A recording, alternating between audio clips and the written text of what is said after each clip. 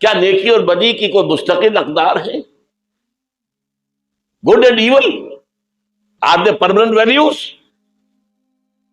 یا جیسے آج کل کی بات ہو گئی ہے، بہت بڑی گمراہی کی بات ہے لیکن بہت عام کہی جاتی ہے، نتھنگ از گڈ اور evil, only thinking makes it سو۔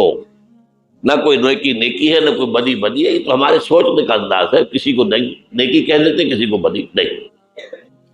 یہ مسائل ہیں جن سے روز اول سے فلسفی لوگ ان کے بارے میں غلطاؤں پیچھے رہے، سوچتے رہے، غور و فکر کرتے رہے۔ وہ سارا سفر جو آدم سے لے کر محمد تک صلی اللہ علیہ وسلم تمام فلسفیوں نے ذہنی سفر طے کیا، وہ حضور کو ان چند دنوں میں غار حرا کی خلوت میں طے کرا دیا گیا، تاکہ انسان نے بحیثیت انسان جو کچھ سوچا وہ آپ کے علم میں آ گئے۔ اس کے بعد اب اقرا بسم ربک الذی خلق، انسانی سوچ تو یہیں تک ہے، اب پڑھو اپنے رب کا نام لے کر جس نے تمہیں الگ سے پیدا کیا۔ اور اس کے بعد پھر دو حکم آئے۔ اب یہ غور و فکر کا ایک دور تو ختم ہو گیا، فلسفیانہ غور و فکر تکمیل کو پہنچا، ایک دوسرا شروع ہو گیا۔ اب ایک فکر دامنگیر ہوا، یہ میرے اوپر کتنی بڑی ذمہ داری آ گئی ہے، یہ معاشرہ ٹھیک ہو سکتا ہے؟ یہاں امکان ہے اصلاح کا؟ خود قرآن نے کہا انا سنلقی علیک قولا ثقیلا، ہم آپ پر ایک بہت بھاری بوجھ ڈالنے والے ہیں۔ اب یہ فکر دامنگیر ہوئی، اس کے لیے غور کرتے رہتے تھے، سوچتے رہتے تھے۔ تو دونوں یہ صورتیں شروع ہوتی ہیں، اے نبی اب یہ غور و فکر کا کام چھوڑیے، اب میدان میں آئیے، کمر کس لیجیے، یا ایھا المزمل قم یا ایھا المدثر قم، دونوں جگہ ایک ہی امر ہے، قم، کھڑے ہو جاؤ، کمر بستہ ہو جاؤ۔ لیکن عجیب بات ہے، میں چند منٹ لے رہا ہوں اس پر، رات کو کمر کسو، کھڑے رہو ہمارے سامنے، قم اللیل الا قلیلا نصفہ او انقص منہ قلیلا او زد علیہ ورتل القرآن ترتیلا۔ یہ مشقت، جانگسن، اگرچہ اخلاق کے اعتبار سے آپ انسانیت کی بلندی پر ہیں، انک لعلی خلق عظیم، لیکن یہ بوجھ جو آپ پر آیا ہے نبوت اور رسالت کا، اس کے لیے آپ کو کچھ اور مشقت جھیلنے کے لیے تیاری کرنی ہوگی۔ ان ربک یعلم انک تقوم ادنی من ثلثی اللیل ونصفہ وثلثہ وطائفۃ من الذین معک۔ پھر اللہ نے بتایا بھی، اللہ کے علم میں ہے نبی کہ آپ اور آپ کے ساتھیوں کی جماعت کھڑی رہتی ہے رات کو، 2/3 رات، یا کم سے کم نصف یا تہائی۔ یہ تو تھی وہ روحانی ایکسرسائز اور ترقی جو حضور اور صحابہ کرام سے کرائی گئی ہے آئندہ کے مراحل کے لیے۔ میدان میں آؤ تو کیا کرنا ہے، یا ایھا المدثر قم، قم کیا کرنا ہے دن میں، انذر، خبردار کرو انہیں۔ یہ بڑے بھلاوے میں آ گئے ہیں، دنیا نے انہیں ہم سے غافل کر دیا ہے، دنیا کی محبت میں آ کر یہ آخرت سے غافل ہو چکے ہیں۔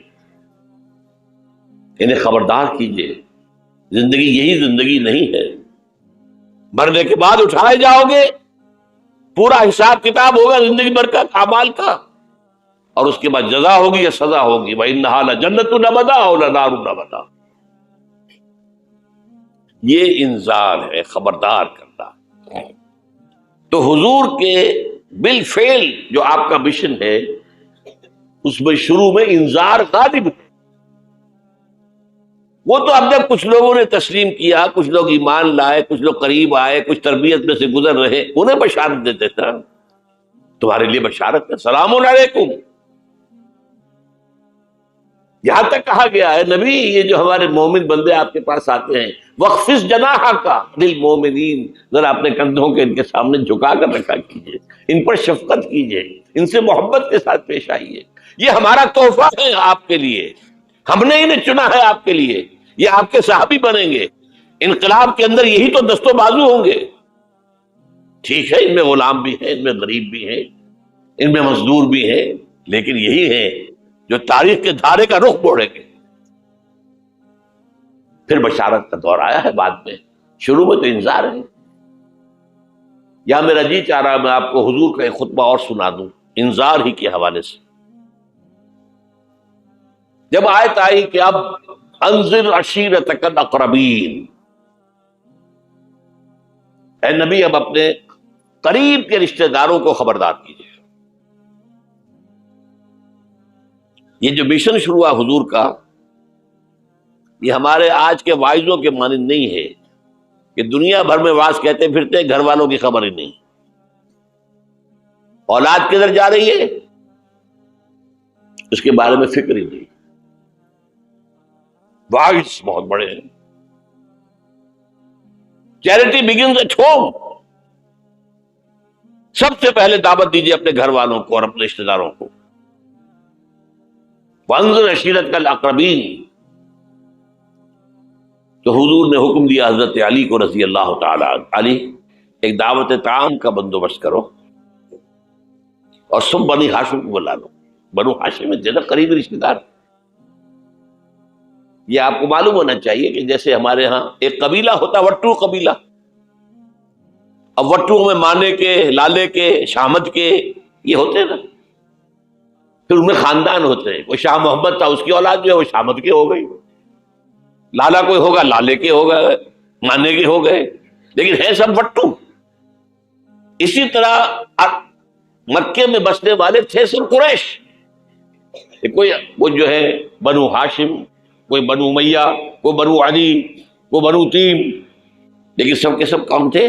قریش۔ اس میں ایک گھرانہ تھا جس سے حضور سے، وہ بنو ہاشم تھے۔ تو اقربین کہا تھا اپنے قریبی رشتہ داروں کو، کھانا کھلایا، اس کے بعد آپ کھڑے ہوئے۔ ابو لہب نے تاڑ لیا کہ ابھی ہمارے سامنے اپنی دعوت رکھیں گے، وہ تو چونکہ ایک دیوار بیچ کا پڑوسی تھا اور دشمن تھا، چگا چچا ہونے کے باوجود بدترین دشمن۔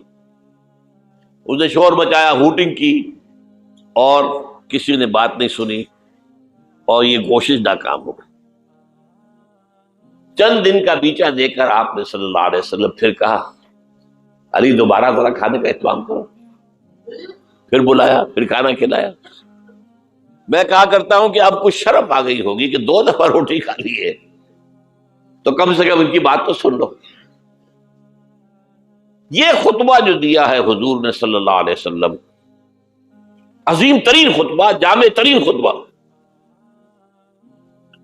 لیکن مجھے عجیب ہے، یہ محسوس ہوتا ہے کہ ہمارے ہاں احادیث کی کتب میں میرے علم کی حد تک یہ موجود نہیں ہے۔ مجھے یہ خطبہ ملا ہے نہج البلاغہ سے، اہل تشیع کی جو اہم ترین کتاب سمجھ لیجیے، حضرت علی کے خطوط، خطبات، حضور کی حضرت علی کے اشعار بحیثیت خلیفہ جو آپ کے فرامین، یہ سب جمع کیے گئے ہیں نہج البلاغہ۔ اس میں یہ خطبہ، اس میں ایک چیپٹر ہے خطبات نبوی، اس پہ یہ پہلا خطبہ ہے۔ ایک ایک لفظ جو ہے حکمت کا موتی ہے۔ آپ کھڑے ہوئے، ان الرائد لا یکذب اہلہ، دیکھو لوگوں، کسی قافلے کا رہنما کبھی اپنے قافلے والوں کو دھوکہ نہیں دیا کرتا۔ کیا بتایا کہ میں اس قافلہ انسانیت کا رہنما بنا کر بھیجا گیا۔ واللہ لو کذبت الناس جميعا ما کذبتکم ولو غررت الناس جميعا ما غررتکم، خدا کی قسم میں پوری دنیا سے جھوٹ بول سکتا بالفرض تو تم سے تو کبھی نہ بولتا۔ یو آر مائی کیٹن کن، اور اگر میں پوری دنیا کو دھوکہ دے سکتا بالفرض تو تمہیں تو کبھی نہ دیتا۔ یہ تمہید ہو گئی، 3 جملے۔ چوتھے جملے میں ایمان باللہ ایمان بالرسول دونوں آ گئے. واللہ الذی لا الہ الا ہو انی لرسول اللہ الیکم خاصۃ والی الناس کافۃ. قسم ہے اس اللہ کی جس کے سوا کوئی الہ نہیں. توحید آ گئی. میں اللہ کا رسول ہوں تمہاری طرف خاص طور پر اور پوری دنیا کی طرف عام طور پر. اب جو جملے آ رہے ہیں وہ سارے انذار آخرت پر ہیں. واللہ لتموتن کما تنامون. خدا کی قسم تم سب پر موت آئے گی جیسے کہ روزانہ رات کو سو جاتے. ثم لتبعثن کما تستيقظون. پھر ایک صبح ہوگی جب اٹھا لیے جاؤ گے جیسے کہ روزانہ صبح بیدار ہو جاتے. وہ صبح قیامت بھی آئے گی. اور کبھی آپ نے نوٹ کیا بیداری کے وقت کی دعا مسنون کون سی ہے؟ الحمدللہ الذی احیانی بعدما اماتنی والیہ النشور. اللہ کے حمد، اس کی تعریف، اس کا شکر، جس نے مجھے دوبارہ زندہ کر دیا اس کے بعد کہ مجھ پر بہت طاری ہو گئی تھی. جو شخص روزانہ صبح یہ الفاظ پڑھے گا جب صبح قیامت کو اٹھے گا تو اس کی زبان پر یہ الفاظ آئیں گے کہ نہیں آئیں گے؟ الحمدللہ الذی احیانی بعدما اماتنی والیہ النشور.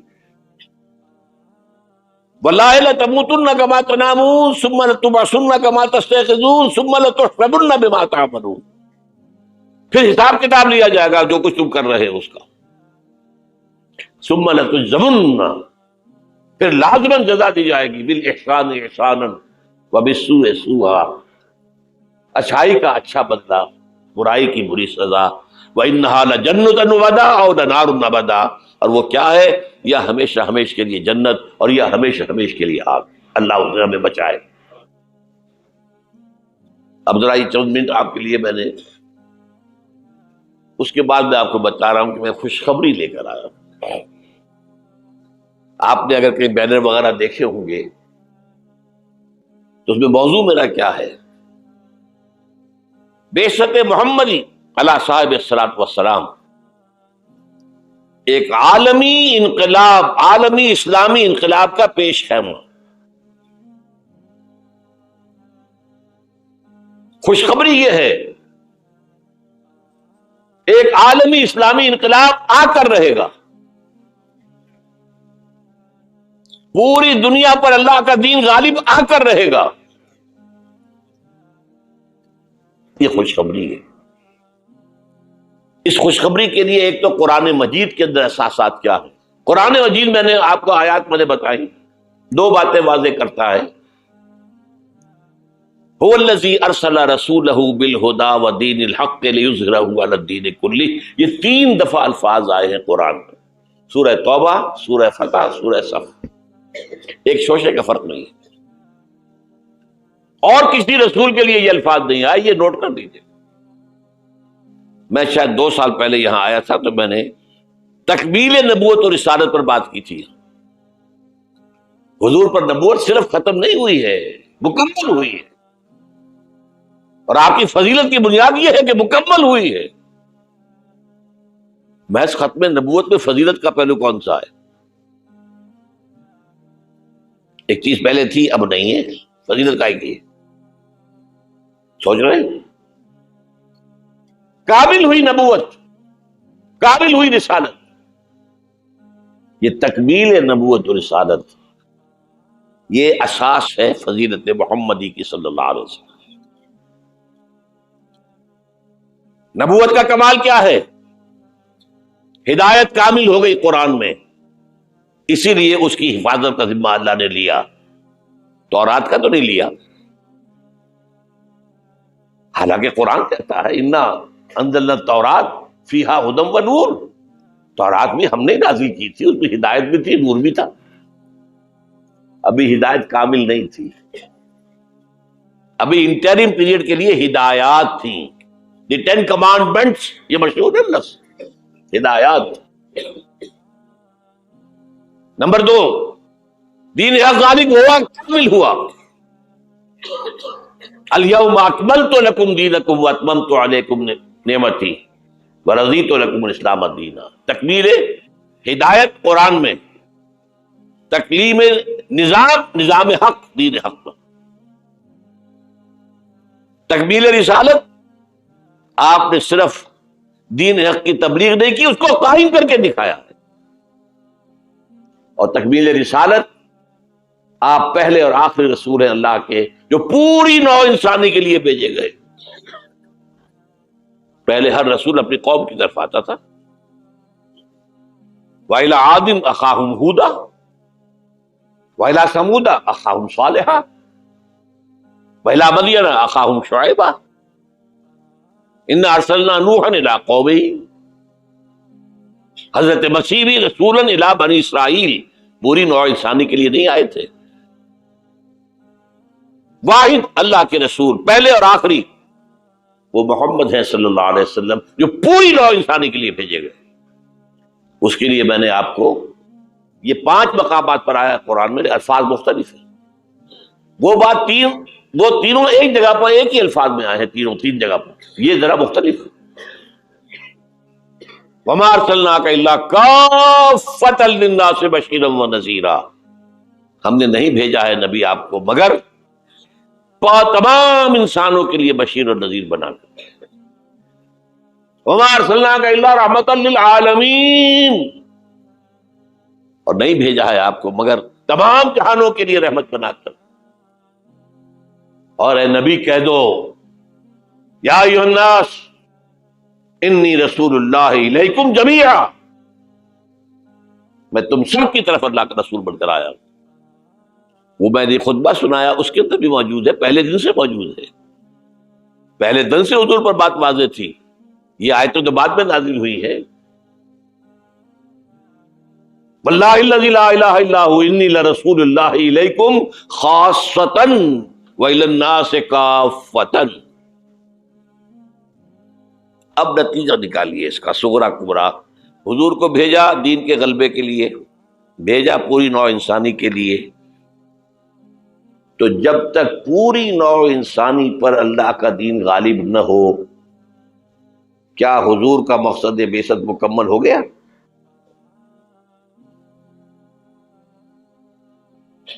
جزیرہ نماء عرب پر اللہ کا دین غالب ہو گیا، عربوں کی حد تک دین کی تبلیغ مکمل ہو گئی. اگر تو آپ صرف عربوں کے لیے آئے ہوتے تو آپ کا کام پورا ہو گیا تھا. آپ آئے پوری نوع انسانی کے لیے، پوری دنیا کے لیے.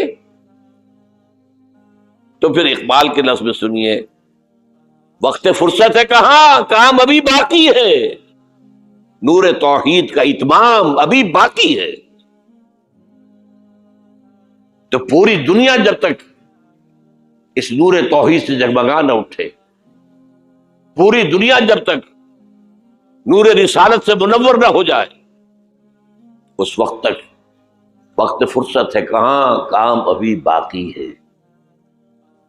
اور کیا ہو سکتا ہے کہ دنیا ختم ہو جائے اور حضور کی بعثت کا مقصد مکمل نہ ہو؟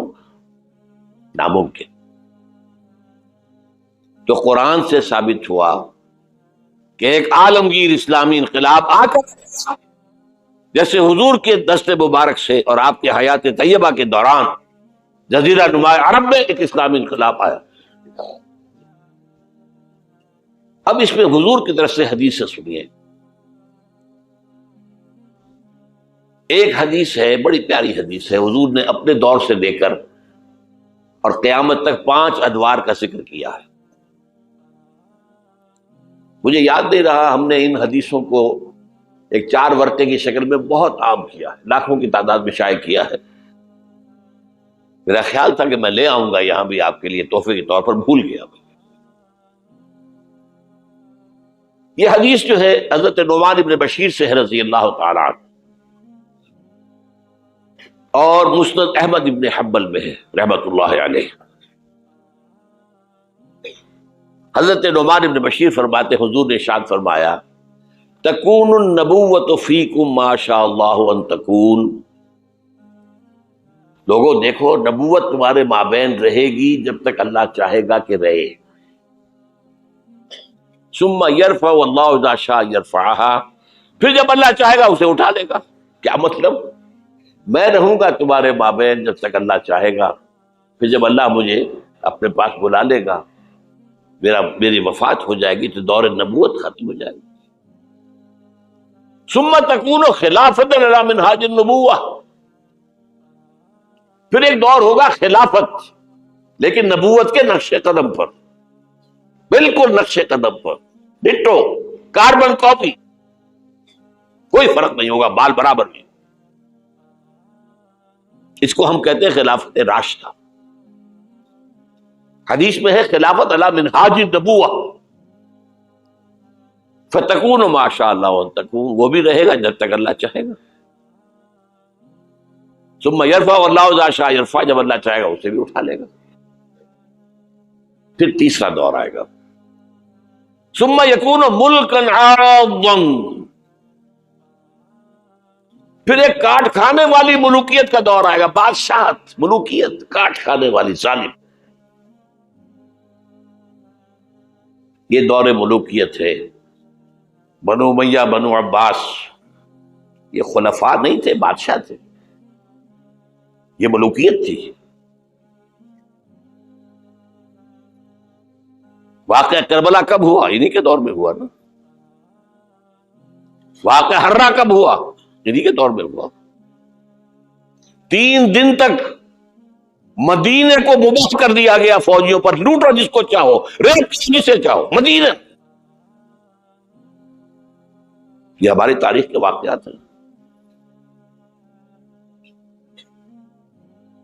پھر سینکڑوں تابعین کو شہید کیا حجاج بن یوسف نے. یہ ہماری تاریخ ہے کہ نہیں؟ حضور خبر دے رہے ہیں، ملکن عاظم، کاٹنے والی، کٹکھنی ملوکیت کا دور آئے گا. فرمایا یہ بھی رہے گا جب تک اللہ چاہے گا، پھر اللہ جب چاہے گا یہ دور بھی ختم ہو جائے گا. ثم تکون ملکن جبریا، پھر ایک اور بادشاہت ہوگی جس میں غلامی ہوگی. کیا مطلب؟ یہ پہلی ملوکیت مسلمانوں کی تو تھی، کلمہ گو تو تھے، جھوٹے تھے یا سچے تھے، کلمہ گو تو تھے. اچھا برے بھی تھے تو اچھے بھی تھے، بہت اچھے لوگ بھی پیدا ہوئے. بادشاہوں میں بھی جو مثالیں مسلمان بادشاہوں کی ہیں، اچھے لوگوں کی، آپ کو دنیا میں نہیں ملیں گی. لیکن اس کے بعد کون سا دور آیا؟ ہماری اب ملکہ کون تھی؟ ملکہ وکٹوریہ. اب یہ ملوکیت جمع غلامی، کہیں پر برطانیہ، کہیں پر فرانس، کہیں پر اٹلی، کہیں پر اسپین،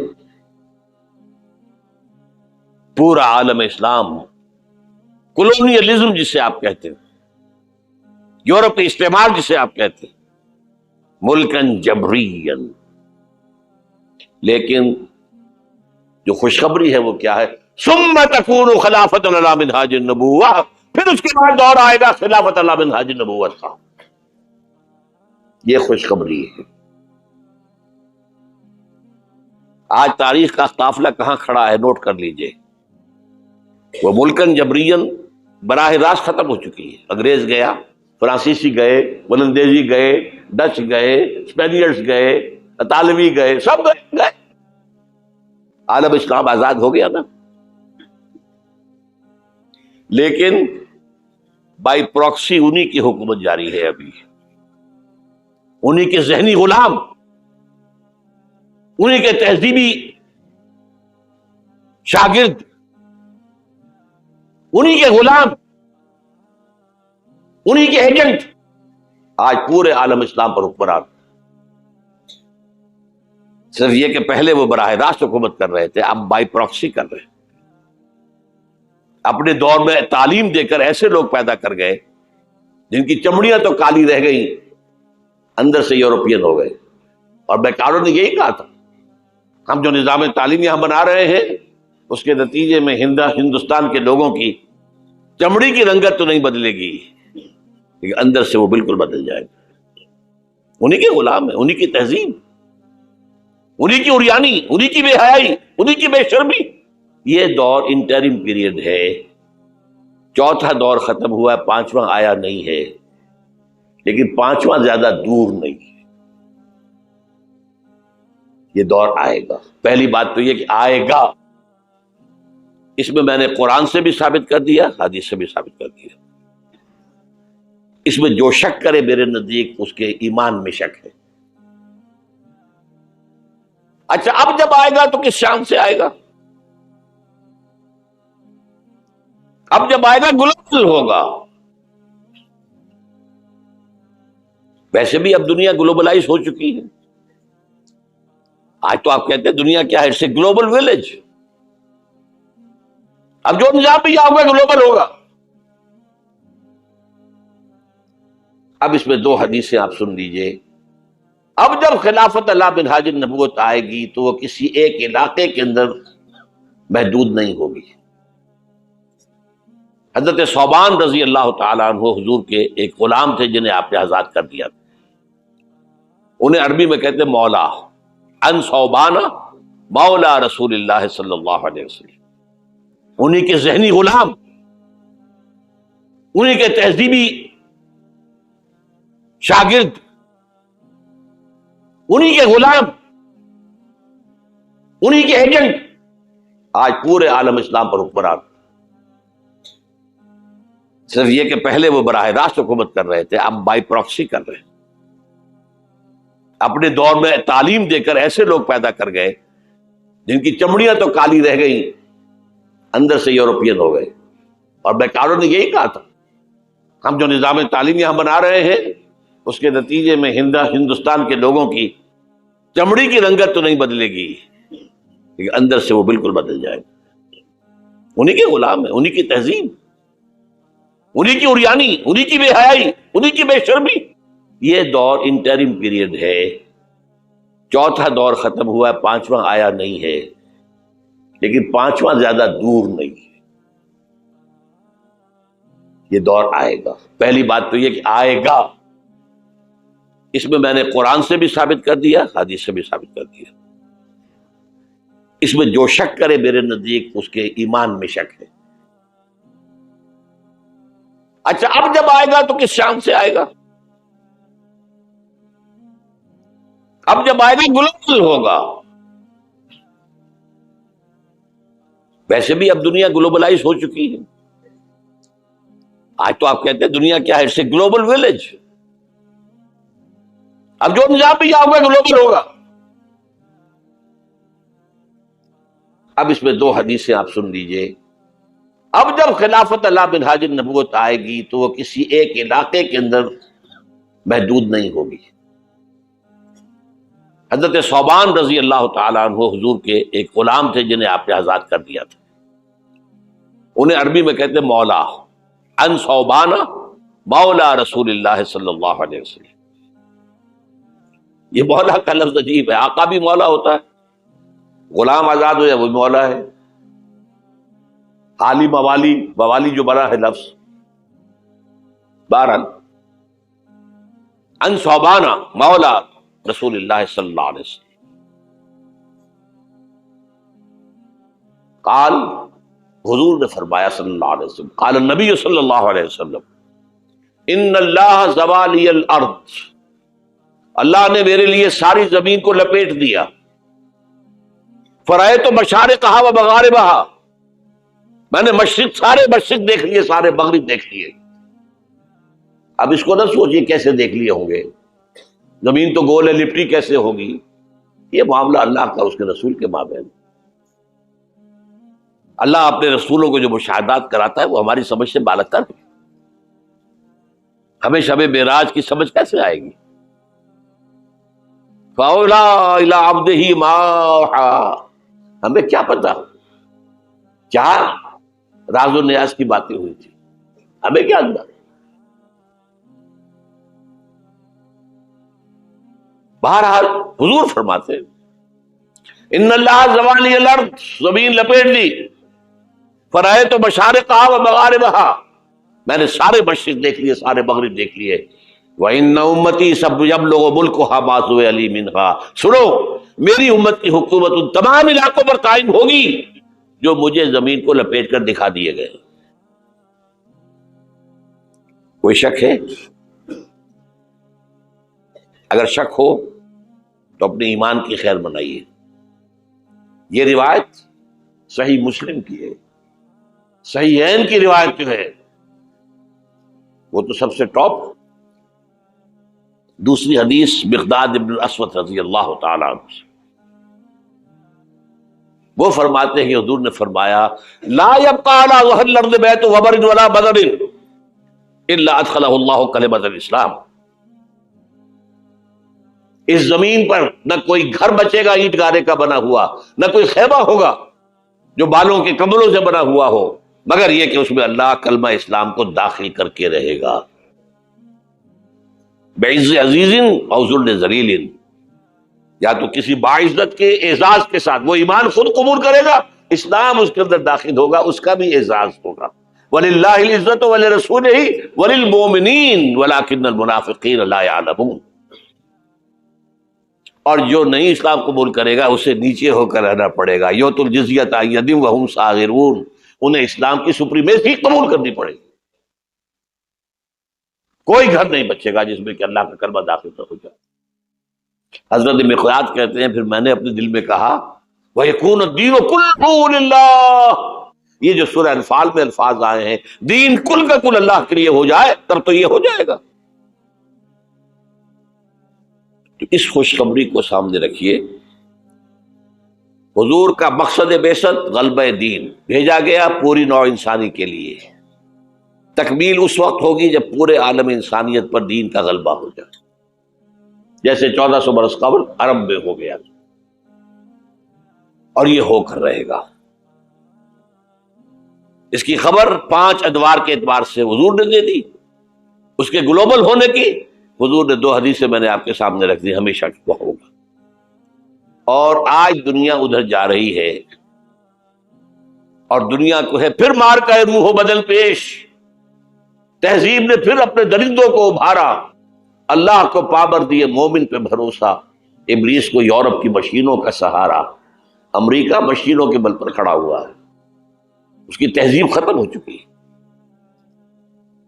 وہ جو اقبال نے 100 سال پہلے کہا تھا، دیار مغرب کے رہنے والوں خدا کی بستی دکان نہیں ہے، کھرا جسے تم سمجھ رہے ہو وہ اب ذرے کم عیار ہوگا. تمہاری تہذیب اپنے خنجر سے آپ ہی خودکشی کرے گی، جو شاخ نازک پہ آشیانہ بنے گا ناپائیدار ہوگا.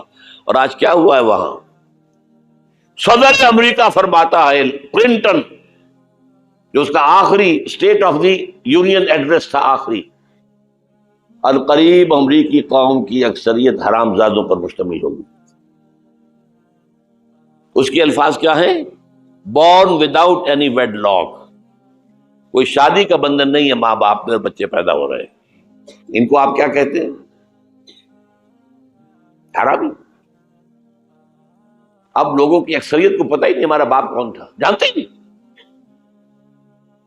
نتیجہ یہ نکلا ہے بالفعل کہ وہ جو اسکول میں داخلے کے لیے فارم کبھی آپ نے پر کیا ہوگا اپنے بچے کے لیے، لے گئے آپ، اس کا نام یہ ہے، اس کے باپ کا نام یہ ہے، اس کی پیدائش یہ ہے، اس کا یہ ہے. اب وہاں باپ کا خانہ ہی نکال دیا، اسے پتہ ہی نہیں، ماں کا نام لکھ دو. یہ تہذیب ہے ان کی. بہرحال دنیا ایک بہت بڑے تصادم کی طرف بڑھ رہی ہے. اب میں اس سے اگلی بات جو کہنا چاہتا ہوں اس کے لیے پہلے سے معذرت کر لوں. خوشخبری میں نے دی ہے تو بدخبری بھی مجھے دے دی. اس عالمی غلبہ اسلام سے پہلے ابھی امت مسلمہ کی بہت پٹائی ہونی ہے، بہت پٹائی ہونی ہے، بہت پٹائی. یہ میں نہیں کہہ رہا، حضور نے کہا ہے. کتاب الملاحم حدیث کی کتابوں کے آخر میں یہ 4 ابواب جو آتے ہیں ان کو عام طور پر علماء بھی نہیں پڑھتے، اس لیے کہ ان سے کوئی فقہی مسئلہ تو نکلتا نہیں، ان سے کوئی شرعی حکم نہیں نکلتا، وہ تو پیشین گوئیاں ہے. کتاب الفتن کیسے کیسے فتنے اٹھیں گے، کتاب الملاحم کیسی کیسی جنگیں ہوں گی، کتاب اشراط الساعہ قیامت کی علامات کیا ہوں گی، کتاب علامات القیامہ یہ کیا ہوں گے. ان ابواب کو پڑھیے تو آپ کو معلوم ہوگا اس دور کے آنے سے پہلے ابھی امت مسلمہ پر اللہ کے عذاب کے بہت سخت کوڑے پڑ گئے، معافی چاہتا ہوں۔ اگر رسولوں کی شان یہ تھی کہ وہ مبشر بھی تھے اور نذیر بھی تھے، تو میں بھی ایک ادنا غلام انہیں کا ہوں۔ میں جو کہہ رہا ہوں قرآن اور حدیث سے کہہ رہا ہوں۔ یہ عذاب کیوں آئے گا؟ امت مسلمہ بحیثیت مجموعی اللہ کی نگاہ میں مجرم، بڑی مجرم۔ کیوں؟ ایک انچ زمین دنیا میں نہیں دکھا سکتی جہاں اللہ کا دین قائم۔ یہ مذہب ہے، مسجدیں ہیں، حج ہے اور عمرے ہیں، یہ مذہب ہے۔ دین کہاں ہے؟ اللہ کا نظام کہاں ہے؟ دین حق کہاں ہے؟ وہ نظام عدل کہاں ہے؟ وہ نظام سیاست کہاں ہے؟ وہ قانون شریعت کہاں ہے؟ آپ کی ساری معیشت سود کے اوپر ہے، اور سود سے زیادہ بڑا گناونا جرم کوئی نہیں، سود سے زیادہ بڑا گناونا گناہ کوئی نہیں، جس کے بارے میں حضور نے فرمایا الربا 70 جزءا یحوما، 2 حدیثیں ہیں یہ۔ ربا کے 70 حصے ہیں، یہ 70 گناہ ہیں، 70 گناہ ہیں، جن میں چھوٹے بھی ہیں بڑے بھی ہیں، 70 گناہ۔ ایسا روحا ان میں سب سے چھوٹا اس کے مساوی ہے ان کے الرجل امہ، کہ کوئی شخص اپنی ماں سے زنا کرے۔ سنن ابی داؤد کی روایت ہے، سن لیجیے، پڑھ لیجیے۔ سارا نظام آپ کا کہاں ہے؟ تجارت ہو تو اس پر ہے، زراعت ہو تو اس پر ہے، بیج لیا تھا تو سودی قرضے پہ لیا تھا، اس کے بعد جو اس کے لیے کھاد خریدی تھی سودی قرضے پہ خریدی تھی، پیسٹی سائڈ خریدے تھے سودی قرضے پہ خریدے تھے، اس کے بعد اگر کوئی ہارویسٹر لیا ہے، کوئی اور لیا، ٹریکٹر لیا تو سودی قرض، سود ہر دانے گندم میں سود ہے۔ کوئی شخص بچا ہوا نہ، میں بچا ہوا نہ بچے ہوا، کوئی بچا ہوا نہیں۔ سارا کاروبار، ساری سمت و حرفت، ساری حکومت، پوری حکومت، پوری قوم سود کے اندر جکڑی ہوئی، ایک ایک شخص۔ کہاں ہے اسلام؟ آپ میری بات سمجھ لیجئے، اسلام کے 2 حصے کر لیجئے، اسلام بطور مذہب، اسلام بطور دین۔ اور یہ تو آپ قرآن پڑھتے ہیں، پورے قرآن میں مذہب کا لفظ تو آیا ہی نہیں ہے۔ حدیث کے ذخیرے میں بھی میری امکان، میرے معلومات کے حد تک کہیں نہیں ہے۔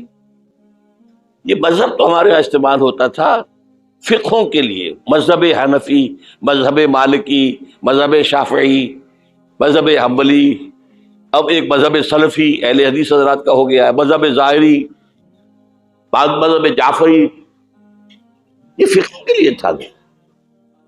مذہب کیا ہے؟ مذہب کا نام 3 چیزوں کا مجموعہ مذہب ہے، کچھ عقائد، کچھ عبادات، کچھ رسومات۔ بچہ پیدا ہوگا تو کیا کریں گے؟ عقیقہ کریں گے۔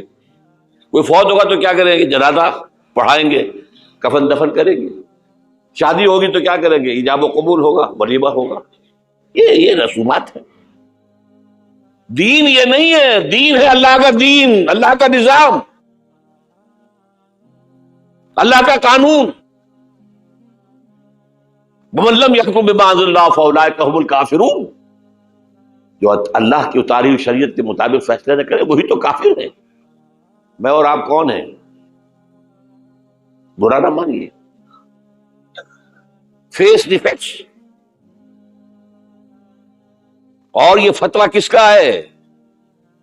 اللہ کا ہے۔ وَمَن لَّمْ يَحْكُم بِمَا أَنزَلَ اللَّهُ فَأُولَٰئِكَ هُمُ الْكَافِرُونَ وَمَن لَّمْ يَحْكُم بِمَا أَنزَلَ اللَّهُ فَأُولَٰئِكَ هُمُ الظَّالِمُونَ وَمَن لَّمْ يَحْكُم بِمَا أَنزَلَ اللَّهُ فَأُولَٰئِكَ هُمُ الْفَاسِقُونَ۔ 3 فتوے ہیں اس مفتی اعظم کے، جو ہماری اتاری ہوئی شریعت کے مطابق فیصلے نہیں کرتے، وہی تو کافر ہیں، وہی تو مشرک ہیں، وہی تو فاسق ناہنجار ہیں، باغی۔ یہ ہے امت مسلمہ کا حال۔ اب سعودی عرب ذرا پیچھے پیچھے چل رہا تھا، اب آگے بڑھ رہا ہے۔ اب مخلوط تعلیم کی یونیورسٹی وہاں قائم کر دی گئی ہے۔ شاہ عبداللہ صاحب جو ہے بش سے NOC لے کر آئے ہیں تو اسے بادشاہ مانا گیا ہے۔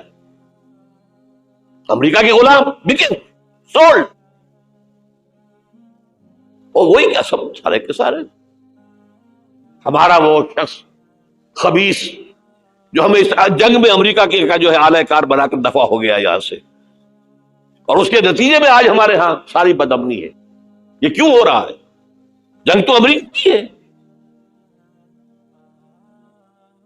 آج ہمیں بابر کرا دیا گیا ہماری جنگ ہے. یہ امریکہ کی سب سے بڑی کامیابی ہے.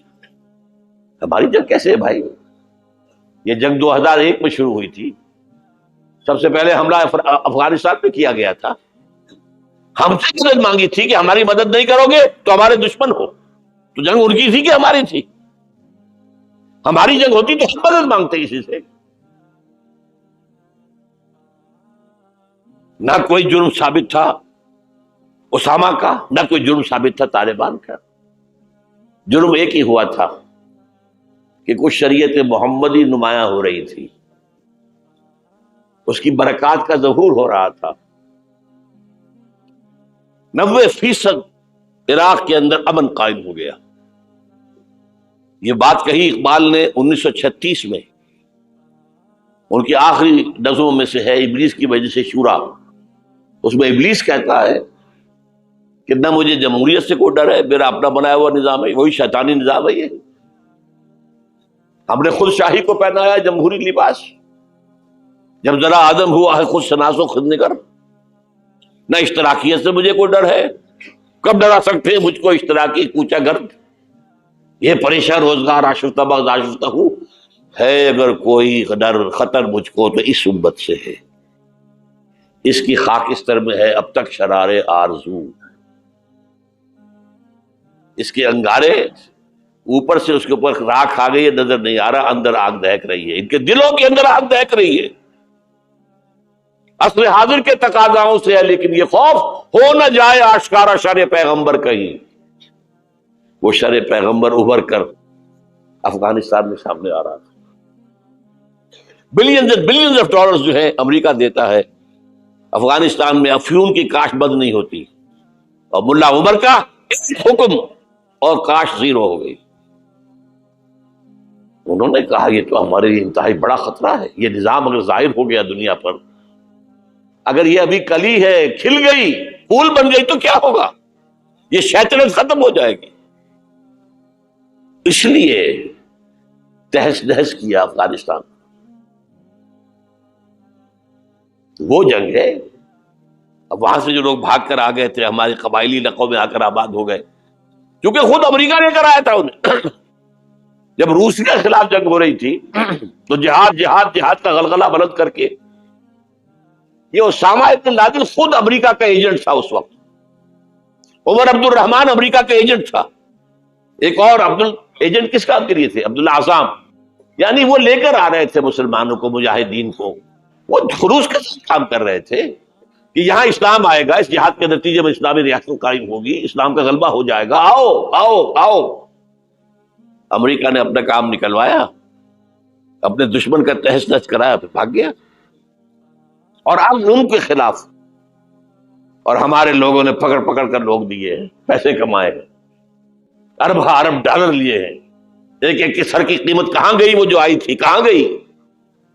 وہ واپس امریکی بینکوں میں پہنچ چکی. یہ طوفان ہے اس وقت جو ہمارے سر پر کھڑا ہے. جو میں نے کیا بات کہی ہے نوٹ کر لیجئے. ہم بحیثیت مجموعی اللہ کے مجرم ہیں، باغی ہیں. کیوں؟ ہم نے کلونیلزم سے آزاد ہونے کے بعد، جب تک انگریز تھا ہم کہتے تھے ہم کیا کریں، ہم تو مجبور ہیں. کہیں فرانسیسیوں کی حکومت تھی، کہیں ولندیزیوں کی تھی، کہیں ہسپانویوں کی تھی، کہیں اطالویوں کی تھی. کیا کریں؟ جب وہ سارا پردہ ہٹا دیا، کسی ملک نے قرآن کو اپنا امام نہیں بنایا، اللہ کی طرف رخ نہیں کیا. کسی نے رخ کیا ماسکو کی طرف، جمال عبد الناصر ہو یا وہ جو شام کا ہوتا تھا حافظ الاسد، ان کا کدھر تھا قبلہ؟ ماسکو. اور یا باقی سب کا واشنگٹن. ہم مجرم ہیں. اب ان مجرموں میں بھی ایک ذرا تجزیہ کرنا پڑے گا، کون زیادہ بڑا مجرم ہے. یہ جو ہماری کوئی 150 ارب 150 کروڑ 1.5 ارب مسلمان ہیں، ان کا تجزیہ کر لیجیے، 30 کروڑ کے قریب عرب ہیں، یہ امیین جن کا حضور نے کہا تھا تمہاری طرف خاص طور پر بھیجا گیا ہوں، انی لرسول اللہ الیکم خاصۃً۔ ان کو کتنا بڑا مقام ملا کہ محمد ان میں سے تھے صلی اللہ علیہ وسلم، یہ رتبہ بلند ملا جس کو ملا۔ ہاشمی تھے کہ نہیں تھے؟ قرشی تھے کہ نہیں تھے؟ اور نمبر 2، ان کی زبان میں اللہ کا کلام ہے۔ ہم تو کیسے پڑھیں اللہ کا کلام؟ عربی سیکھیں، گرامر سیکھیں، گردانے رٹیں، چٹائی توڑ تعلیم حاصل کریں تو قرآن پڑھیں نا۔ ان کی تو مادری زبان میں ہے، پھر انہوں نے امام نہیں بنایا تو سب سے بڑے مجرم وہ ہے۔ باقی جو 120 کروڑ ہے ان میں نمبر 2 ٹاپ کا مجرم مسلمانان پاکستان۔ وائی تم نے ایک ملک کی تقسیم کرائی، ہم سے دعائیں کی تھی کہ اللہ انگریز کی غلامی سے نکال کر ہمیں ہندو کی غلامی محمد دے دے، اے اللہ ہمیں ایک آزاد ملک دے دے، علیحدہ ملک دے دے، اللہ تیرے دین کا بول بالا کریں گے، تیرے دین کے نمونہ دکھائیں گے دنیا کو۔ یہ علامہ اقبال کا خواب تھا جو 1930 میں انہوں نے دیکھا تھا۔ ایک تو یہ کہ ہندوستان کے شمال مغرب میں ایک آزاد اسلامی ریاست قائم ہوگی، آزاد مسلمان ریاست۔ وہ تو 17 سال کے بعد ہو گئی، 37 کا خطبہ تھا، 47 میں قائم ہو گئی۔ دوسرے یہ کہ اگر ایسا ہو گیا تو ہمیں موقع مل جائے گا کہ اسلام کے چہرے پر جو داغ دھبے عرب ملوکیت، عرب امپیریلزم، شہنشاہیت کے دور میں آ گئے تھے، اب دنیا تو دیکھتی ہے نا بنو امیہ کا دور کیسا تھا۔ آخر ہماری تاریخی کا داغ ہے نا، واقعہ کربلا کس کا داغ ہے؟ واقعہ ہررا کس کی تاریخ کا داغ ہے؟ ہمارے چہرے کا داغ ہے نا، تاریخ تو ہماری ہے۔ ہم یہ چہرے پر، اسلام کے چہرے سے یہ داغ دبے دھو کر اصل اسلام اور اس کا عہد حاضر کے تقاضوں کے مطابق ایک نظام قائم کر کے دنیا کو دکھائیں گے، ایک مثال ہوگی۔ اور قائد اعظم نے کہا تھا یہ ایک روشنی کا مینار ہوگا۔ But we went back upon our promise، ہم نے اللہ سے وعدہ، اللہ نے کہا ٹھیک ہے لو۔ سورہ اعراف میں ذکر ہے حضرت موسیٰ کی آمد کے بعد کہا تھا بنی اسرائیل نے، اے موسیٰ ہم پر تو تمہارے آنے سے پہلے بھی ظلم ہو رہا تھا اور تمہارے آنے کے بعد بھی ہو رہا ہے، تمہارے آنے سے ہمیں تو کوئی حاصل ہوا نہیں۔ سورہ اعراف میں ان کا قول ہے عصا ربکم ان یہلک عدوکم ویستخلفکم فی الارض فینظر کیف تعملون۔ قریب ہے کہ تمہارا رب تمہارے دشمن کو ہلاک کر دے، فرعون اور لاؤ لشکر کو غرق کرے، تمہیں دنیا میں حکومت دے، پھر دیکھے گا تم کیا کرتے ہو۔ اللہ نے ہمارے دشمن کو قتل کیا ہے۔ گاندھی کے لیے یہ موت سے کم بات نہیں تھی، کانگریس کے لیے یہ موت سے کم بات نہیں تھی۔ بھارت ماتا کے ٹکڑے، کچھ دنوں پہلے گاندھی نے کہا تھا میری لاش کے اوپر پاکستان بن سکتا ہے، بنا؟ کیسے بن گیا؟ تو اللہ کا فیصلہ ہے، یہ معجزہ تھا۔ رمضان المبارک کی 27ویں شب کو نازل ہوا یہ، جو رات نزول قرآن کی ہے وہی رات نزول پاکستان کی ہے، معجزہ تھا۔ لیکن تم نے تو محل بنائے ہیں، تم نے دنیا بنائی ہے، تم نے موٹر وے بنا لی ہے، ہمارا دین کہاں ہے؟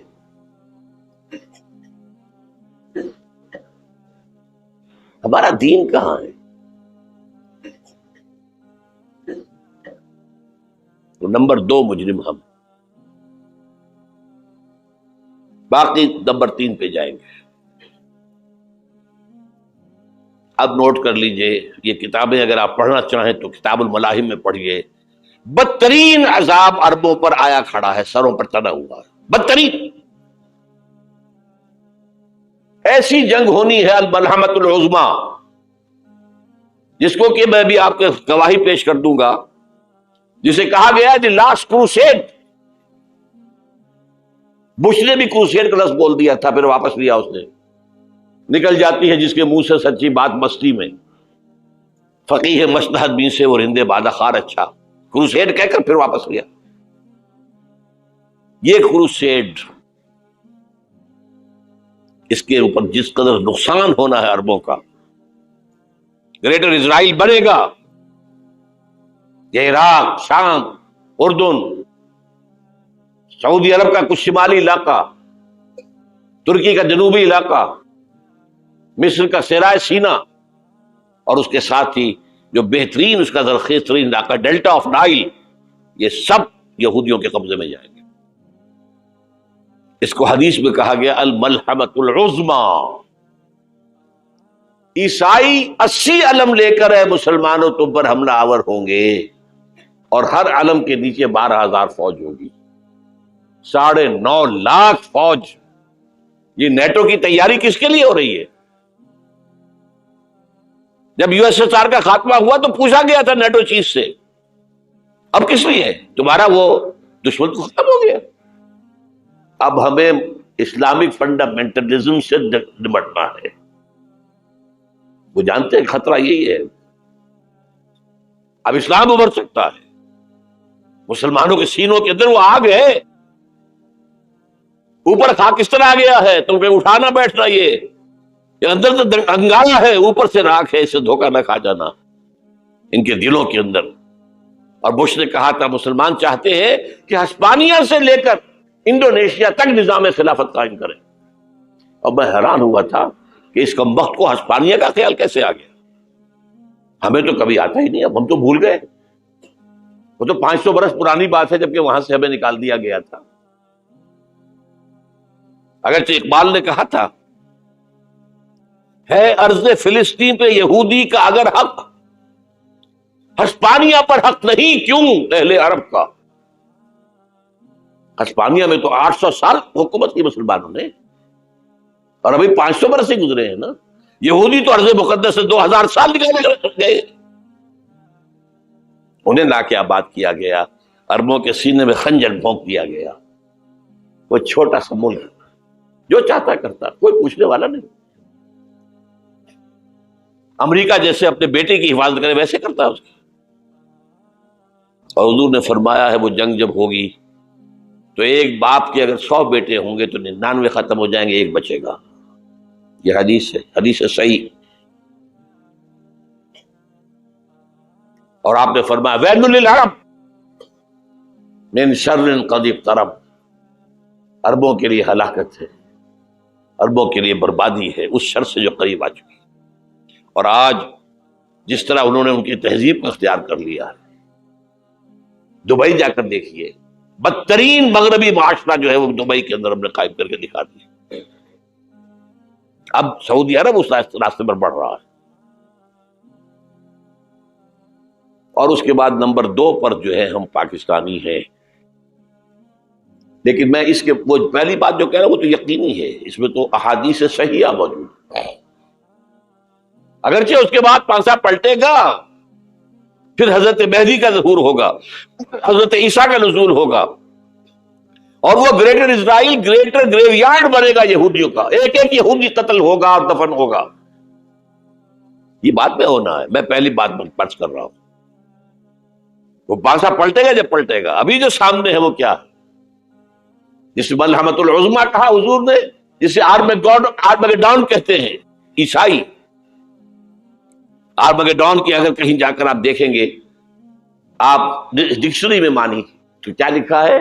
A very big war which will be fought between the forces of evil and good before the end of this world۔ اس دنیا کے خاتمے سے پہلے خیر اور شر کی قوتوں کے درمیان بہت بڑی جنگ ہوگی۔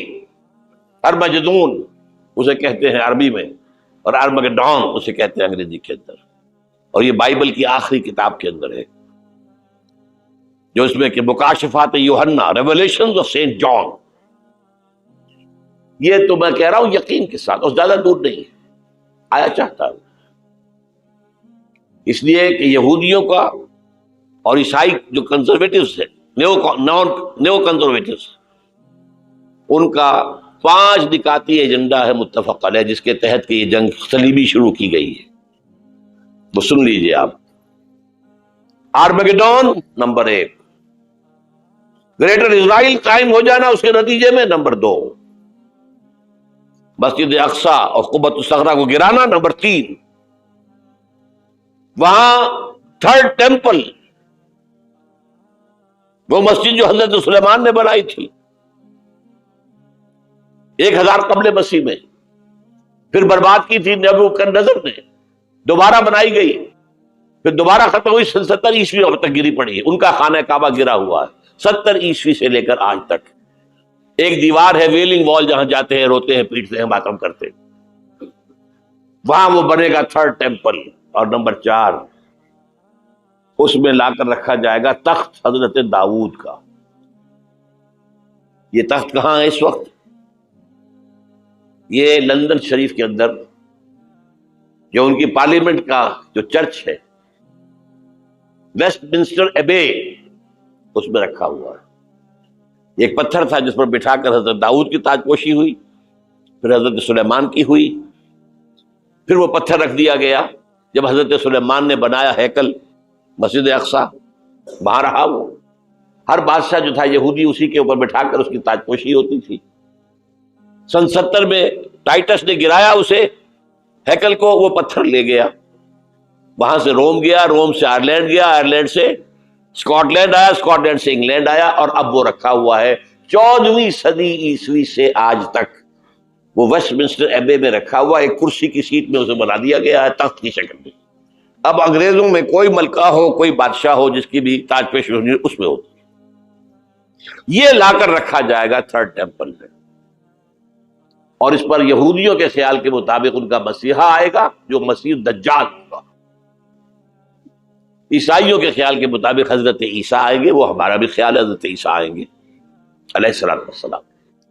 بہرحال یہ تو بات کی باتیں ہیں نا، اس وقت جو میں عرض کر رہا ہوں عربوں پر بہت بڑا عذاب، اور پاکستان کا معاملہ البتہ یہ ہے، میں یقین سے نہیں کہہ سکتا، ہینگنگ ان دی بیلنس، ہو سکتا ہے اللہ تعالیٰ ہم پر رحم فرمائے، ہو سکتا ہے، اگرچہ اس کی کچھ شرائط ہوں گی۔ چمن کے مالک اگر بنا لیں موافق اپنا شعار، اب بھی چمن میں آ سکتی ہے پلٹ کر چمن سے روٹھی بہار، اب بھی ہو سکتی ہے۔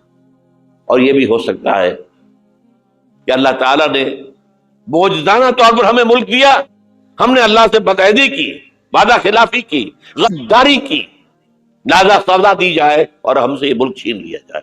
اٹس جسٹ پاسبل، دور نہ سمجھے، اسے انہونی بات نہ سمجھے۔ جو گھیراؤ ہو رہا ہے آپ کا، آپ کے مغرب میں نیٹو فورسز اور مشرق میں بھارتی فورسز گدھوں کی طرح بیٹھے ہوئے انتظار کر رہے ہیں پاکستان اور ڈسٹیبلائز ہو جائے، یہاں اور بدامنی ہو جائے۔ اب لاہور میں پھر آج دھماکے ہو گئے ہیں، 2 دن پہلے کا دھماکہ میں سہ کے آیا ہوا ہوں، آپ کے سامنے بیٹھا ہوں، وہ جانیں بچی ہیں جو ہماری اکیڈمی کا حشر ہوا، تو میں آپ کو نہیں بتا سکتا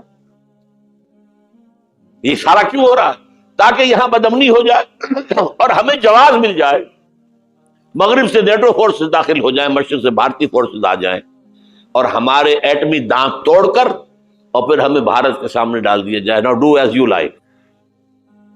یہ ان کا نقشہ ہے، ہوگا کیا وہ اللہ جانتا ہے، ہوگا وہ جو اللہ چاہے، لیکن اللہ کا چاہنا جو ہے وہ کس پر منحصر ہے؟ یہاں انقلاب برپا کرو، یہاں اسلام لاؤ، اگر دھندوں میں رہیں گے تو وہ خود بخود نہیں آ جائے گا انقلاب۔ صحابہ نے جانیں دی تھی، کتنی تکلیفیں اٹھائی تھی، 12 برس تک مکی دور کے اندر با نشہ درویشی در ساز و دمادم زن، جو پختہ شبی خدرا بر سلطنت جم سن۔ یوم طائف یاد ہے جو حضرت عائشہ فرماتی ہے کہ میں نے پوچھا تھا حضور سے کہ یوم احد سے زیادہ سختی بھی آپ پر کبھی آئی؟ یوم احد پر کیا ہوا تھا؟ تلوار کا وار پڑا تھا آپ کے چہرہ مبارک، یہ جو رخسار کی ہڈی ہے اس کے اندر وار گیا ہے، اوپر خود کی 2 کڑیاں تھیں وہ اس میں گھس گئیں، 2 دندان مبارک شہید ہوئے۔ وہ خود کی کڑیاں ایک صحابی نے اپنے دانتوں سے پکڑ کے کھینچنے کی کوشش کی، دانت نکل گئے، وہ نہیں نکلی۔ کیا جتن کر کے نکالی گئی ہوگی، تو خون کا فوارہ آیا، اتنا خون گیا ہے کہ آپ بے ہوش ہو گئے، گر گئے، اور مشہور یہ ہو گیا کہ آپ کا انتقال ہو گیا، شہادت ہو گئی۔ یہ سیرت کبھی پڑھی ہے؟ حضرت عائشہ کے ہوش کا تو یہی دور تھا نا، یوم طائف میں تو آپ کیا تھی، بچی تھی، انہیں کیا پتا کیا ہو رہا ہے حضور کے ساتھ۔ 3 دن تک حضور مکے کی گلیاں اور وہاں کے اوباش لوگ پتھراؤ کر رہے گئے تھے اس امید میں کہ شاید وہاں کا کوئی سردار ایمان لے آئے، تو یہاں تو ابو طالب بھی فوت ہو گئے، یہی دنیاوی سہارا تھا، خاندانی سہارا تھا ابو طالب کے ذریعے، اور گھر میں ایک دلجوئی کرنے والی رفیقہ حیات تھی، وہ بھی، ان کا بھی انتقال ہو گیا۔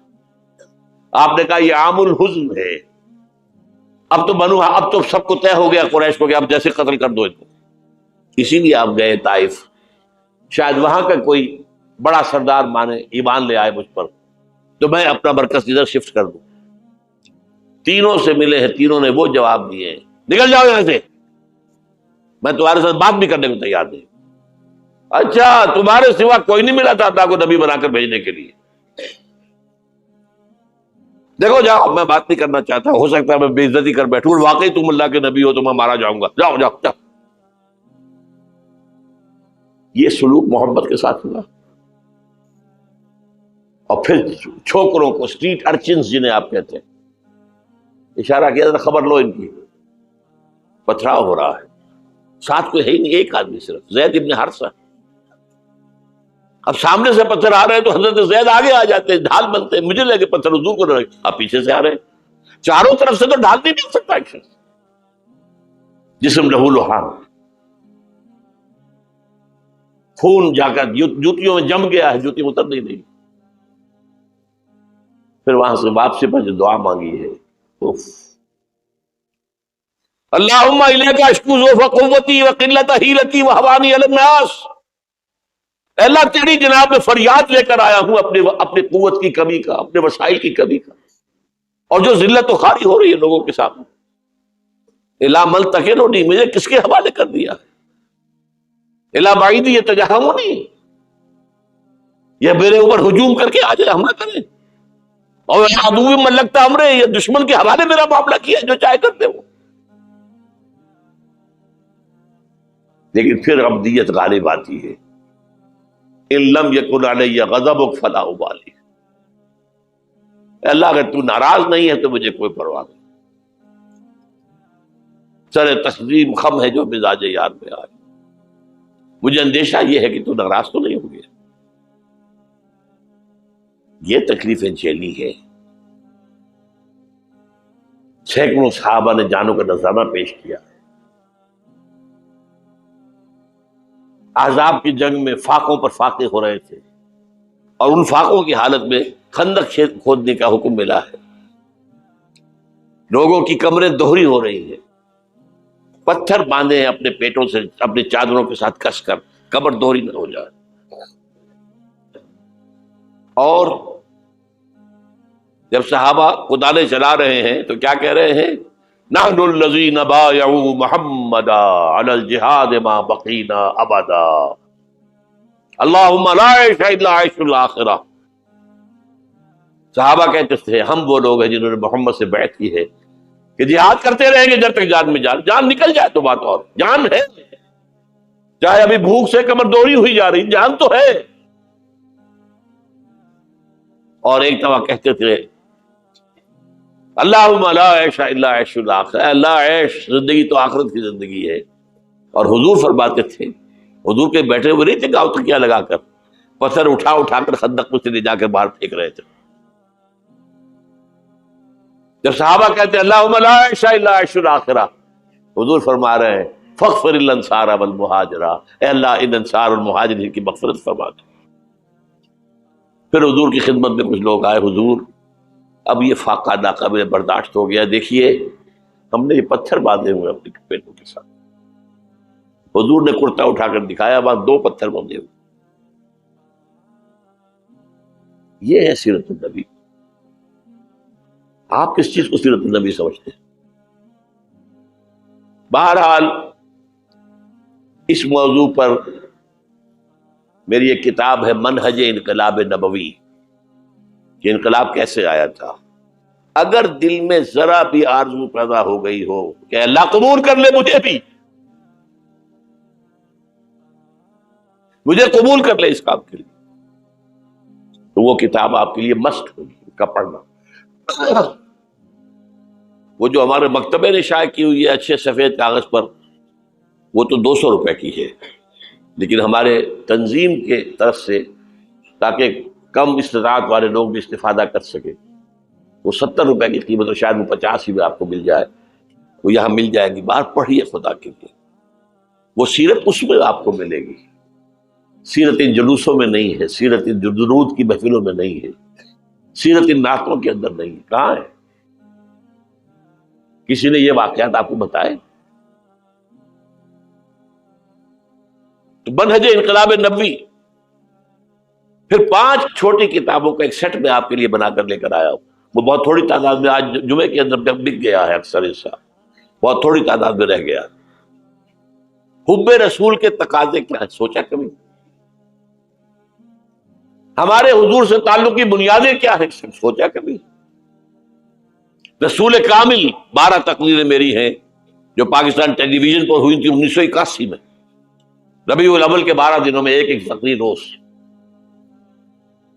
یہ کتابیں باہر، اور آج کے دور میں خاص طور پر جہاد جہاد جہاد کسے کہتے ہیں؟ جہاد کی حقیقت کیا ہے؟ حقیقت جہاد، اور یہ جو انقلاب کا پروسیس ہے اس کا اختصار کے ساتھ رسول انقلاب کا طریقہ انقلاب کیا تھا۔ یہ 5 کتابوں کا ایک سیٹ جو ہے وہ 150 روپے کا باہر مل جائے گا، آپ لینا چاہیں پڑھیں، سنیں، سمجھیں۔ جو کچھ ہم حضور سے محبت کے جو اظہار کر رہے ہیں، جس طریقے سے کر رہے ہیں، اس سے ہمارا تعلق ثابت ہو رہا ہے حضور سے۔ اب میں یہاں آپ کو اختصار سے بیان کرتا ہوں حضور کا طریق انقلاب کیا تھا، اختصار کے ساتھ۔ تفصیل سے کتابوں میں دیکھیے۔ نمبر، دعوت ایمان بذریعہ قرآن، یتلو علیہم آیاتہ، آج جمعے میں میں نے اسی آیت پر تقریر کی ہے۔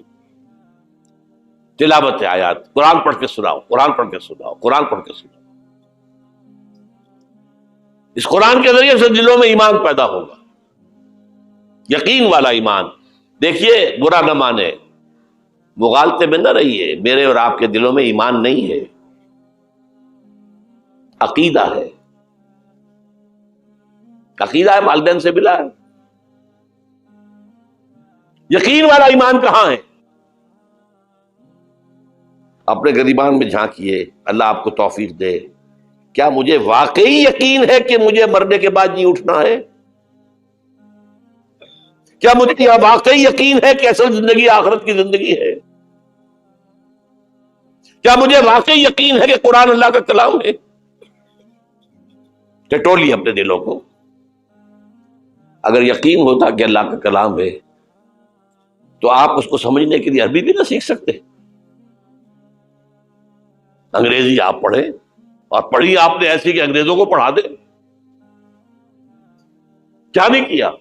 پی ایچ ڈیز کر رہے ہیں، کون کون سے فنون نہیں سیکھے، ڈاکٹر، اتنی عربی نہیں سیکھی۔ تمہارا دعویٰ ہے کہ تمہارا یقین تھا میری کتاب پر، اللہ پوچھے گا تمہارا سلوک کیا تھا میری کتاب کے ساتھ؟ تم نے پڑھا اس کو، سمجھا اسے سمجھنے کے لیے عربی سیکھی؟ نہیں، تو تم جھوٹ بول رہے ہو، تمہارا کوئی ایمان نہیں تھا میری کتاب۔ ما آمن بالقرآن من استحل محارمہ، جنہوں نے سود کو اپنے پورے نظام کی جڑ بنیاد بنایا ہو، ان کا ایمان کوئی ہے؟ حضور فرماتے ہیں کہ جس شخص نے حرام کسی شے کو اپنے لیے حلال کر لیا، اس کا کوئی ایمان نہیں۔ دوبارہ آج بھی کرنا ہے تو دوبارہ ایمان پیدا کرنا ہوگا، ایمان، عقیدہ نہیں، ایمان۔ صرف لپ سروس نہیں، اقرار باللسان نہیں، تصدیق بالقلب۔ جو لوگ آئے جن کے دلوں میں ایمان پیدا ہوا، پھر ان کا تزکیہ کیا، تطہیر فکر، تصفیہ قلب، تجلیہ روح، تزکیہ نفس، اندر کا باطن دھو دیا قرآن نے. کیوں بجاں در رفت جہاں دیگر شبد، جہاں چو دیگر شد جہاں دیگر شبد. یہ قرآن جب کسی انسان کے اندر اتر جاتا ہے، اس کے اندر کی مکمل اوور ہالنگ، مکمل صفائی، دماغ کی صفائی غلط نظریات سے، دل کی صفائی غلط نیتوں سے، غلط ارادوں سے. نمبر 3، انہیں جمع کرو، طاقت بناؤ بیعت کے ذریعے سے. حضرت عبادہ ابن ثابت فرماتے ہیں بایعنا رسول اللہ صلی اللہ علیہ وسلم، متفق علیہ روایت ہے مسلم شریف بخاری شریف دونوں کی. ہم نے بیعت کی تھی اللہ کے رسول سے علی السمع والطاعت، جو حکم دے گے مانیں گے، اطاعت کریں گے، فی العسر والیسر، چاہے آسانی ہو چاہے مشکل ہو، فی البشر منشد والمکر ہے، چاہے طبیعت آمادہ ہو چاہے اپنی طبیعتوں پر جبر کرنا پڑے، وعلی اثرۃ علینا، اور اس پر چاہے ہمارے علاوہ کسی کو آپ ترجیح دے دیں، ہم پر امیر بنا دیں. ہم یہ نہیں کہیں گے یہ نووارد ہے اور آج آپ اس کو ہم پر امیر بنا دیں، ہم آپ کے پرانے جانشار نہیں. It will be your prerogative, آپ کا اختیار ہوگا جسے چاہے امیر بنا. وَأَلَّا نُنَازِعَ الْأَمْرَ أَهْلَهُ، اور جنہیں امیر بنائیں گے ان سے جھگڑیں گے نہیں. وَعَلَىٰ أَن نَّقُولَ بِالْحَقِّ أَيْنَمَا كُنَّا لَا نَخَافُ فِي اللَّهِ لَوْمَةَ لَائِمٍ. ہاں جہاں بھی ہوں گے حق بات کہیں گے، ضرور مشورہ ضرور دیں گے. کسی کے روب سے، کسی کی طرف سے استہزاء کے خوف سے ہم اپنی زبان بند نہیں کرتے. یہ بیعت تھی جو حضور نے صحابہ سے لی، اور یہ متفق علیہ روایت ہے. آج رونے کا مقام نہیں ہے. کوئی منصبی جماعت اس بنیاد پر قائم نہیں ہے سوائے تنظیم اسلامی. اتنی لمبی حدیث، complete constitution of an Islamic revolutionary party, حزب اللہ کی مکمل جو ہے اساس موجود. بیعت تو پرانے زمانے کی باتیں ہیں، آج تو اور طرح کی جماعتیں بنتی. چوتھا مرحلہ کیا تھا؟ جب تک طاقت کافی نہ ہو، تمہیں ستائیں تو مار کھاؤ، جوابی کارروائی کوئی نہ کرنا. You have to buy time. ابھی تمہاری تعداد بہت کم ہے، اگر تم وائلنٹ ہو جاؤ گے ختم کر دیے جاؤ گے، کچل دیے جاؤ گے، چاہے وہ تمہارے ٹکڑے کر دیں، کوئی جوابی کارروائی نہیں. خباب بن الارت رضی اللہ تعالیٰ عنہ کا واقعہ تو اہم ہے نا، آج میں جمعے میں بھی سنا چکا ہوں. بلایا گیا، آؤ خباب، آ گئے. ان کی نگاہوں کے سامنے دہتے ہوئے انگارے زمین پر بچھائے گئے. اتارو کرتا، اتار دیا. لیٹ جاؤ ان پر، لیٹ گئے. کھال جلی، چربی پگھلی، انگارے ٹھنڈے ہوئے. اب ایسا شخص سوچئے اگر اسے اجازت ہو تو 2-4 کو مار کر مرے گا نا. مجھے روسٹ کرنے چلے ہیں، یہ زندہ کباب بنانے چلے ہیں. ڈیسپریٹ انسان 1-2 کو مار کر مرتا ہے. اجازت نہیں. کفو ایدیکم، ہاتھ رو کے رکھو. یہ سیرت کی چیزیں، یہ موتی کہاں سے ملیں گے آپ کو؟ منہج انقلاب نبوی ضرور پڑھیے، اعلیٰ ایڈیشن لیجئے، اللہ ہمت دے. سفید کاغذ مضبوط، یہ چھپا ہوا ہے اس پر، نیوز پیپر پر سستا ہے. بہرحال وہ پڑھیں، علم تو ملے گا نا. البتہ جب تیار ہو گئے، تعداد کافی ہو گئی، تزکیہ ہو چکا ہے، دل میں کوئی آرزو نہیں ہے سوائے اللہ کی رضا اور آخرت کی فلاح کے. شہادت ہے مقصود و مطلوب مومن، نہ مال غنیمت نہ کشور کشائی. تب اب آخری مرحلہ شروع، جنگ. با نشہ درویشی در ساز و دمادم زن. 12 سال مکے میں درویشی، دعوت، نصیحت، تبلیغ، وعظ. کوئی پاگل کہہ گیا ٹھیک ہے سن لیا، کسی نے گالی دی جواب میں دعائیں دی، کسی نے پتھراؤ کیا جواب میں پھول پیش کیے. یہ درویشی درویشی درویشی درویشی. مدینے میں آنے کے بعد صرف 6 مہینے آپ نے لیے ہیں، 3 کام کیے: مسجد نبوی کی تعمیر، مہاجر اور انصار بھائی بھائی مواخات، اور نمبر 3 یہودی 3 قبیلے تھے، انہیں جکڑ لیا ایک معاہدے کے اندر، میثاق مدینہ۔ اس کے بعد آپ نے چھاپہ مار دستے بھیجنے شروع کر دیے۔ جنگ حضور نے شروع کی ہے، قریش نے نہیں کی ہے۔ یہ ہم مغربی پروپیگنڈے کے لیے کہتے رہے کہ نہیں ہم نے تو دفاعی جنگ لڑی تھی، حضور نے تو دفاعی نہیں تھی۔ حضور کا تو فرض تھا دین کو نافذ کرنا، قائم کرنا۔ اور باطل نظام کے سردار تو بیٹھے ہیں مکے کے اندر۔ فقاتلوا اولیاء الکفر، یہ جو اولیاء ہے، ائمۃ الکفر، قاتلوا ائمۃ الکفر، یہ سب کچھ تھا۔ بہرحال اس کے بعد جنگ شروع ہوئی ہے تو اوپر اپ اینڈ ڈاؤن کچھ ہوئے ہیں۔ بدر میں اللہ نے بہت بڑی فتح دی، یوم الفرقان۔ احد میں ڈسپلن کی تھوڑی سی کمزوری ہوئی تو اللہ نے سزا دی، معاف نہیں کیا، کنڈون نہیں کیا۔ فتح ہو گئی تھی، اللہ کا وعدہ پورا ہو گیا تھا۔ 50 تیر انداز جہاں کھڑے کیے تھے حضور نے، یہاں سے ہرگز نہ ہلنا، چاہے تم دیکھو کہ ہم سب قتل ہو گئے اور پرندے ہمارا گوشت نوچ نوچ کر کھا رہے، تب بھی یہاں سے نہیں ہلنا۔ لیکن وہاں کیا ہو گیا ڈفرنس آف اوپینین، کہ وہ تو حضور نے شکست کی صورت میں کہا تھا نا، یہ تو فتح ہو گئی ہے۔ لیکن جو لوکل کمانڈر تھے وہ کہتے رہے مت کھلو کھلو کھلو، چھوڑ کر چلے گئے۔ 50 میں سے 35 چلے گئے، 15 رہ گئے۔ وہ خالد بن ولید کی وہ قابی آنکھ نے دیکھ لیا، وہ مورچہ خالی ہے، شکست ہو چکی تھی۔ لیکن پھر کوہ احد کا چکر لگا کر آ کر جب پیچھے سے حملہ کیا، 70 صحابہ شہید ہوئے۔ اللہ تعالیٰ نبیوں سے بھی اور آپ کے نبیوں کے ساتھیوں سے بھی وہ معاملہ یہ کرتا ہے کہ پہلے خوب ٹھوک بجا کر دیکھتا ہے، پکا ہے کہ نہیں۔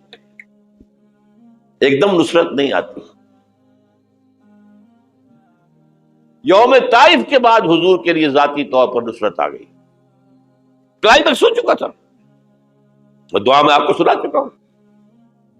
پھر یہ ہوا ہے کہ جب آپ نکلے ہجرت کے لیے تو گھر کا اگرچہ محاصرہ تھا لیکن کوئی دیکھ ہی نہیں سکا، غار ثور میں چھپے ہوئے ہیں تو اس غار کے دہانے پر پہنچ گئے، لیکن یہ وہاں کچھ کبوتری نے انڈے دے دیے اور کچھ جو ہے جالا بنا ہوا، تو ابو جہل نے کہا تمہارا دماغ خراب ہے، اس غار کے اندر کون ہو سکتا ہے؟ اللہ نے بتایا۔ سراقہ آیا ہے پکڑنے کے لیے، اس کے گھوڑے کے پاؤں جو ہے وہ دھسے کئی دفعہ ریت کے اندر۔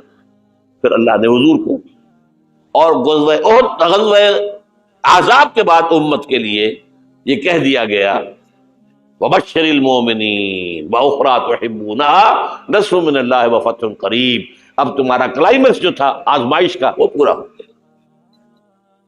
اب اللہ کی طرف سے خوشخبری سنا دو ہے محمد ان کو صلی اللہ علیہ وسلم، اب فتح قریب ہے۔ صلح حدیبیہ فتح ہوئی، کو فتح قرار دیا۔ غزوہ خیبر میں اتنی بڑی جو ہے فتح ہوئی۔ پھر سن 8 میں مکہ فتح ہو گیا۔ جاء الحق وزهق الباطل ان الباطل کان زہوقا۔ یہ راستہ اختیار کرنا ہوگا۔ اگر تو حضور کے پروانوں میں نام لکھوانا ہے، پروانے کا کام تو جل جانا ہے نا، شمع کی گرد، شمع محمدی کے پروانے بننا، دعویٰ کرنا آسان کام ہے، بننا تو بہت مشکل۔ یہ راستہ اختیار کریں، دعوت ایمان بذریعہ قرآن، تنظیم بذریعہ بیعت، تزکیہ بذریعہ قرآن، پھر پیسو ریزسٹنس، جب تک طاقت کافی نہ ہو کوئی جوابی کارروائی نہیں، کیپ یور ہینڈز فولڈڈ، کفو ایدیکم، اور پھر جب طاقت کافی ہو ٹکرا جاؤ، با نشہ درویشی در ساز و دمادم زن، چوں پختہ شبی خدرا بر سلطنت جم زم۔ اب ٹکراؤ، ٹکر۔ آج اس کا ایک بدل ہے، دو طرفہ جنگ کی بجائے یک طرفہ جنگ بھی آج چل رہی ہے دنیا کے اندر۔